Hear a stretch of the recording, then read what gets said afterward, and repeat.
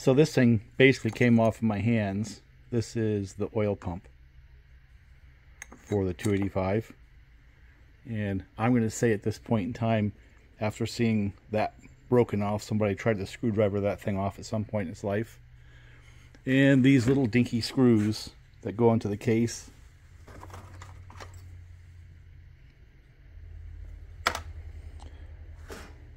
This saw is probably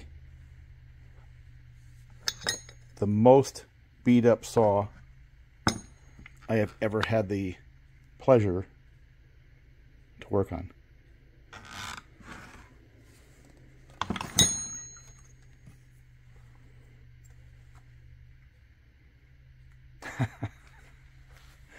But damn it, I'm going to make it go. That's the goal. Now I've got a whole bunch of stuff so far, and I'm hoping I've got seals. That seal is obviously pretty shot right there. And well, this was the old seal. There wasn't a lot left. And fortunately, it's the same as, I believe, a 390 or late model Husky, because I had a couple of OEM seals in the drawer. And I just tapped it in with a, a very simple driver.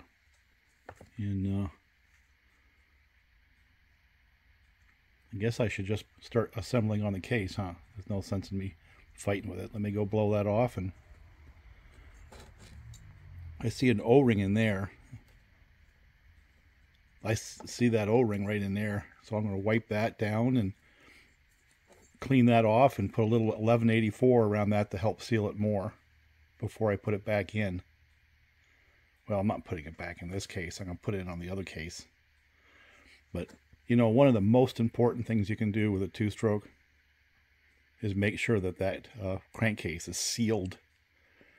And how loose this was, Bob got it to fire, and then it sounded like it had an air leak. Well, and then it wouldn't fire up again. It had a massive air leak because these things were not even hand tight. That thing just fell out in my hands. And that's the oil pump. But it's also the PTO side crank seal. Both this, but also that O-ring.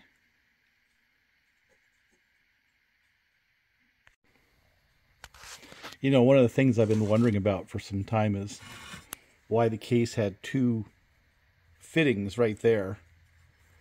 Let's see if I can, that go to what would be the oil pump in my mind. And those are the two holes, right? Those two holes right there go to the oil pump, and it has this rubber seal right here. And so that's where they go. First and foremost, you got to make sure that they're clear, right? So I'm going to go with the air and blow them out and make sure they're clear. Yeah, what can I say about this stuff? Both a sealant and an adhesive. Used it for a long, long time. So I had a little bit of a 1184 party around that. I dropped some oil right on the shaft, so where that raised section goes through the bearing, it's going to be oiled. So I hope it doesn't like prolapse the bearing. And then I put a little 1184 on those screws. And going to set the camera down and put it all together. It'll be my first positive step forward on this saw. Yeah, this little bugger here, it's not even fair because it slips right over the crank and takes away the lip. But that diameter is not so great that it doesn't just slip right over the top, come right out. But if you look in there, the seal is not prolapsed or anything, no stress or no pain or strain. So these are worth having. You can't buy one, use a tin can. But so we got that on. I got those cranked down pretty good.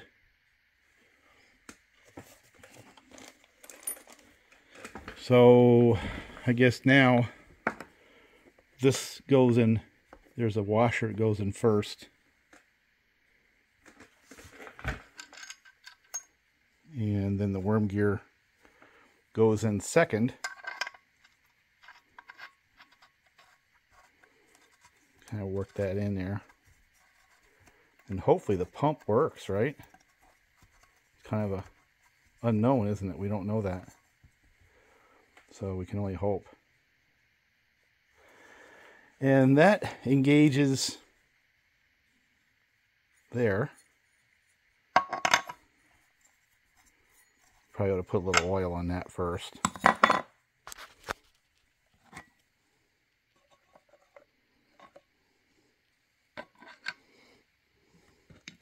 Get those bearings good and lubed up. There you go. There's your clutch.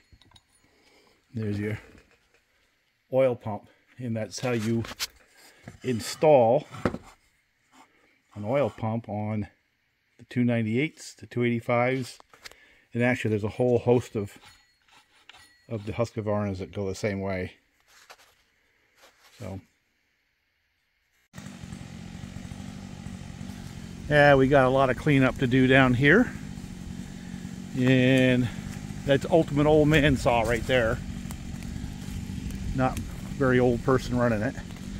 I'm going to come down and start working this side right here. Block this up with the 572 while he's down there blocking that stuff up.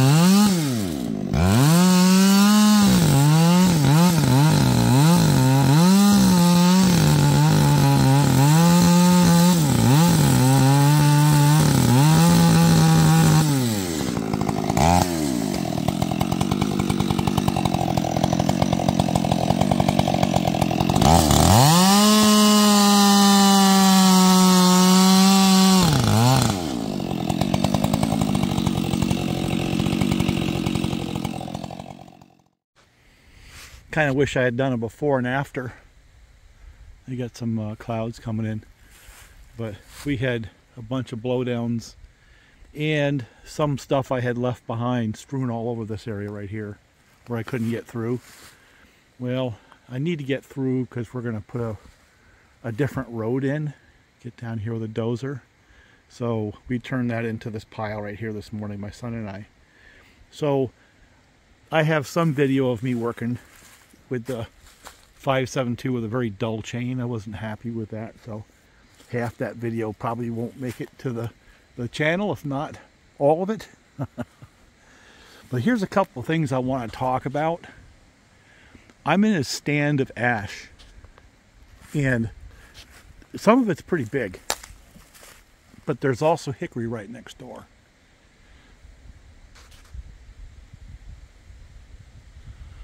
And it kind of makes me sad because these are very fine trees. They're all dying. So if I don't get them out of here very quickly, like this year, they're not going to be any good by next year. They'll be dead. Now the way you can tell it's ash is if you look at the branches up there. I don't know if the camera can pick it up. Oh boy. Let me try. You'll see that the branches, when they come off the main stick, they're right across from each other in a kind of a regular pattern versus kind of scraggly and random like hickory. And the bark looks very similar, right?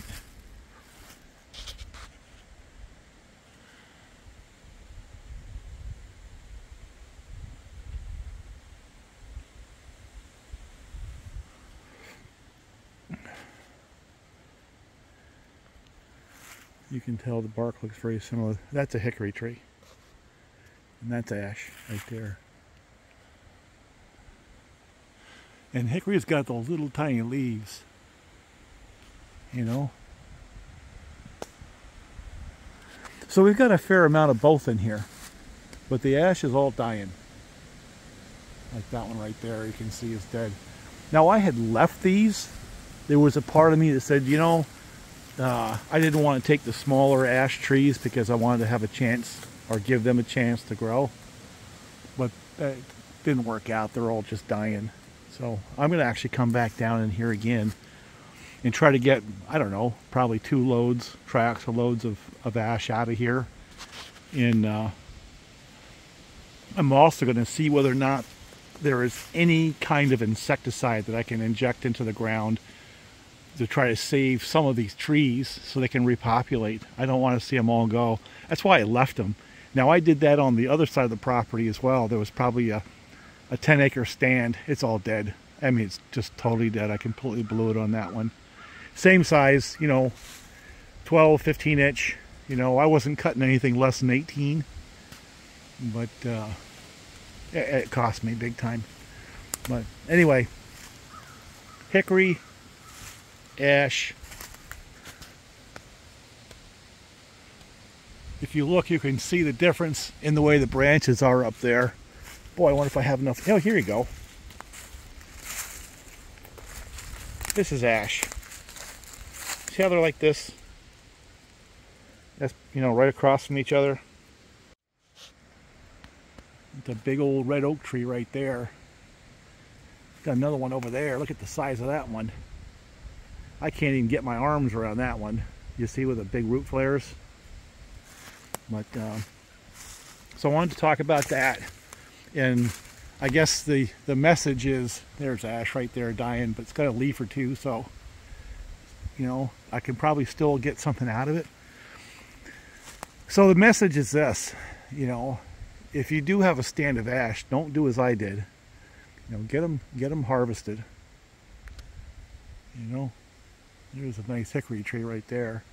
I'm gonna leave those. Another hickory tree right there. Nice stand of hickory here. And I'm going to come and just clear out all the ash.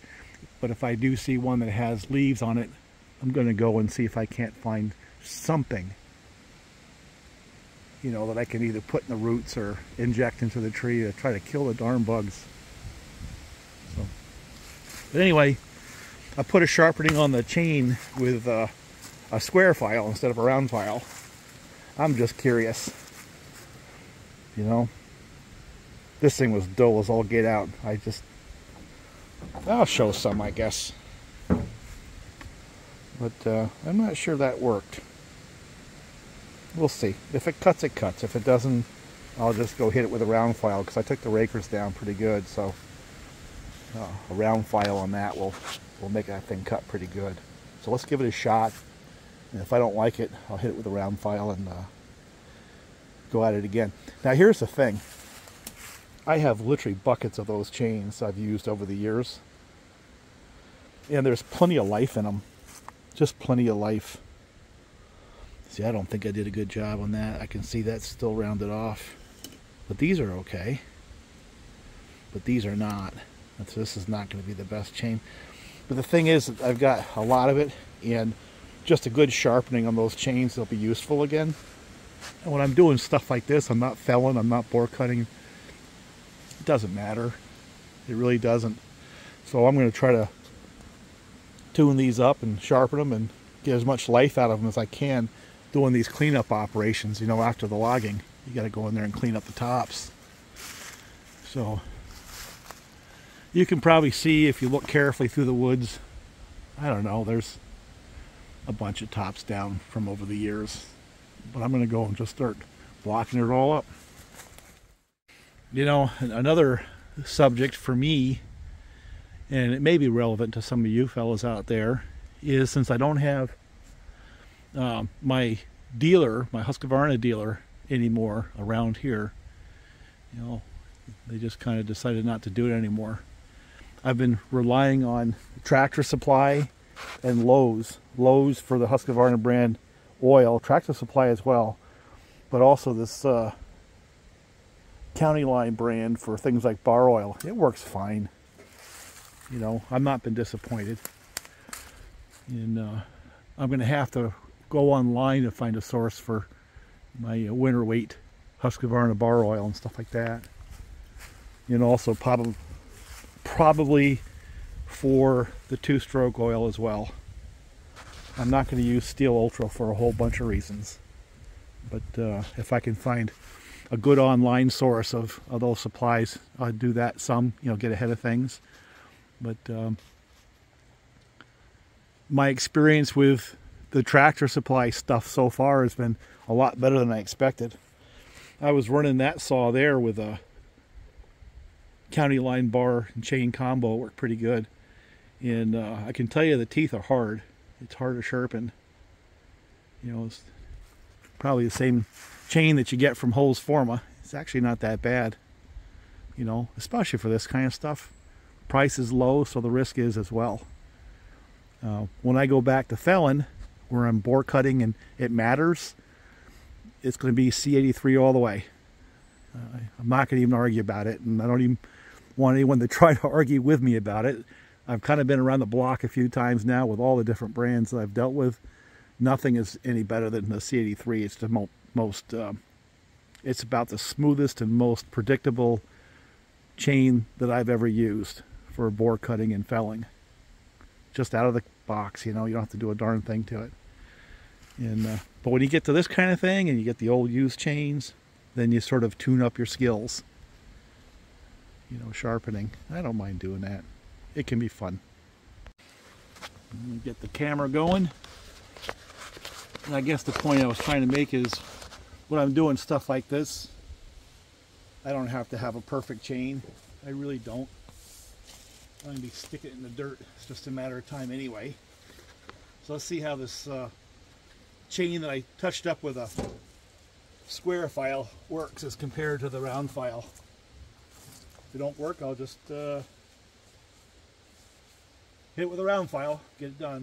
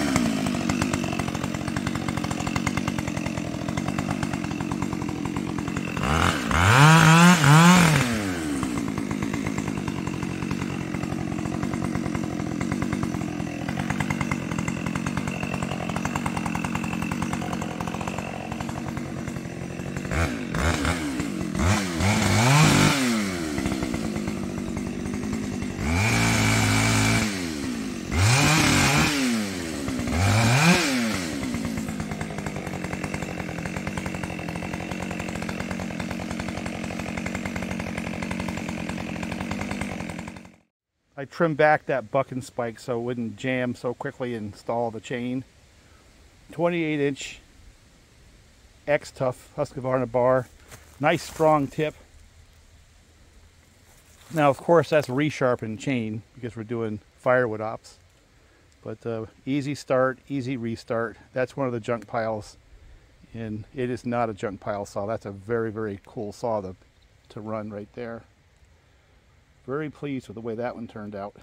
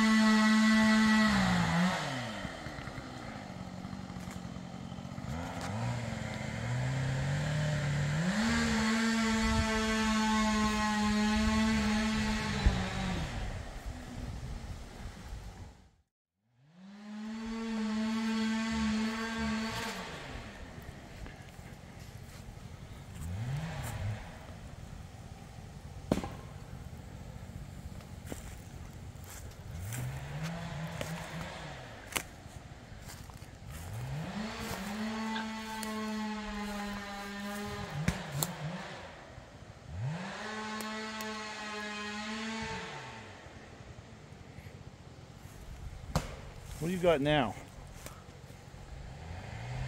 Well, since you got the camera out, I brought what I call, this is second week of October.